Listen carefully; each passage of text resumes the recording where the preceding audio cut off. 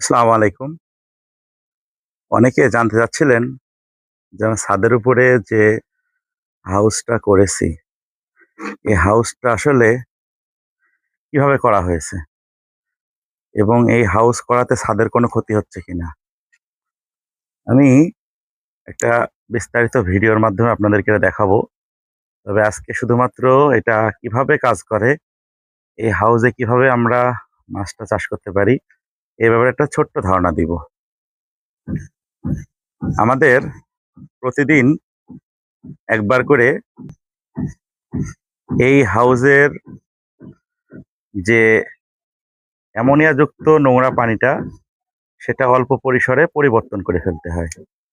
তার জন্য আমাদের একটা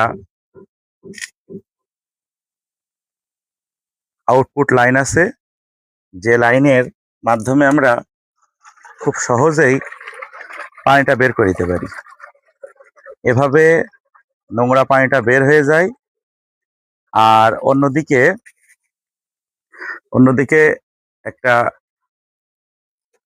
এই যে পানি ইন করার জন্য একটা ব্যবস্থা আছে, যেটার মাধ্যমে নতুন পানি প্রবেশ করানো হয়।